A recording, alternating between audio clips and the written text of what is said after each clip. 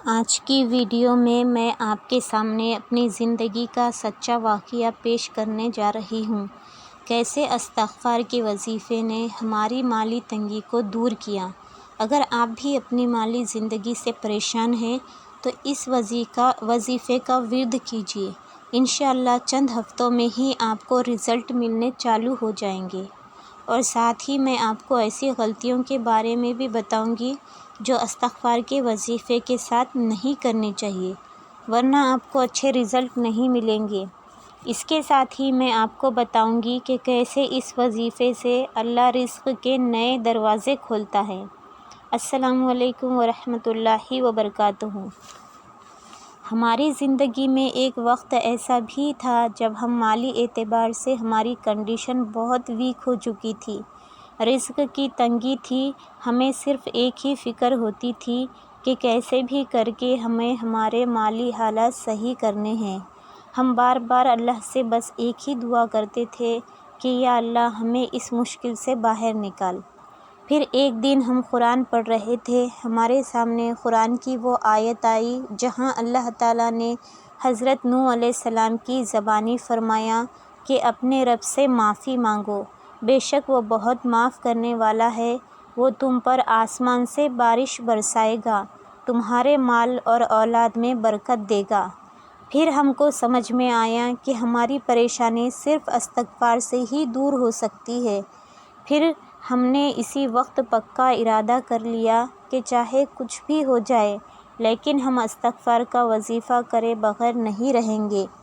پھر ہم نے روزانہ 1000 مرتبہ استغفار کا وظیفہ اسٹارٹ کر دیا، اللہ کا نام لے کر۔ کچھ دن وظیفہ کرتے کرتے بیت گئے لیکن ہم کو کچھ اس میں خاص تبدیلی نظر نہیں آئی، لیکن پھر بھی ہم نے ہار نہیں مانی اور وظیفے کو جاری رکھا۔ اگر ابھی تک آپ نے چینل کو سبسکرائب نہیں کیا ہے تو پلیز چینل کو سبسکرائب کر لیجئے، سبسکرائب کرنا بالکل مفت ہے۔ پھر کچھ عرصے بعد ہم نے دیکھا کہ دھیرے دھیرے ہماری مالی پریشانی کم ہونے لگی، رزق کے نئے راستے کھلنے لگے، دل کو سکون ملنے لگا، اور پھر اللہ نے ایسے اسباب پیدا کیے جس کا خیال بھی ہمارے ذہن میں دور دور تک نہیں تھا۔ استغفار نے ہمارے دل کو اللہ کے قریب کر دیا اور اللہ نے اپنی رحمت سے ہمارے حالات بہت بہتر بنا دیے، الحمدللہ۔ تو سب سے پہلی تبدیلی پیسوں میں نہیں ہمارے دل میں آتی ہے۔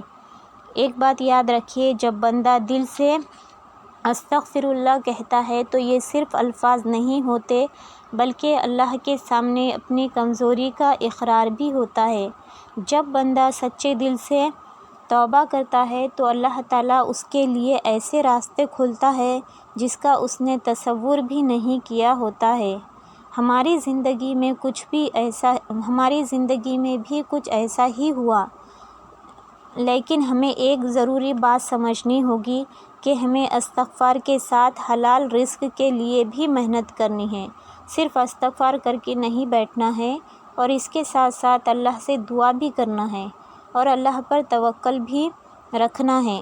اسلام بھی ہمیں یہی سکھاتا ہے کہ دعا کے ساتھ ساتھ اسباب بھی اختیار کرنا ہے۔ اگر کوئی یہ سوچے کہ میں تو صرف استغفار پڑھوں گا اور کوئی محنت نہیں کروں گا تو ایسا بالکل بھی نہیں چلنے والا۔ ہماری زندگی میں تبدیلی صرف ایک دن میں نہیں آتی، کچھ ہفتوں اور مہینے اس وظیفے کو کرنے کے بعد محسوس ہوتا ہے کہ ہمارے حالات سدھرنے لگے، زندگی میں کچھ نئے موقع ملنے لگے۔ آج بھی ہم روز استغفار کرتے ہیں کیونکہ ہمارا مقصد صرف دنیا کا مال حاصل کرنا نہیں ہے بلکہ اللہ کو راضی کرنا بھی ہے۔ اللہ اگر راضی ہو جائے تو دنیا اور آخرت سنور جاتی ہے۔ اگر آپ بھی کسی مشکل سے گزر رہے ہیں تو اللہ پر امید رکھو اور کثرت سے استغفار کرو، نماز کی پابندی کرو، حلال رزق کے لیے محنت کرو، اور آخر میں میں آپ سے ریکویسٹ کرنا چاہتی ہوں کہ پلیز ہمارے چینل کو سبسکرائب کیجئے، اور آگے بھی ہم استغفار کی سیریز لے کر آنے والے ہیں۔ پلیز کمنٹ میں بتائیے یہ ویڈیو آپ کو کیسا لگا، پلیز کمنٹ کیجئے۔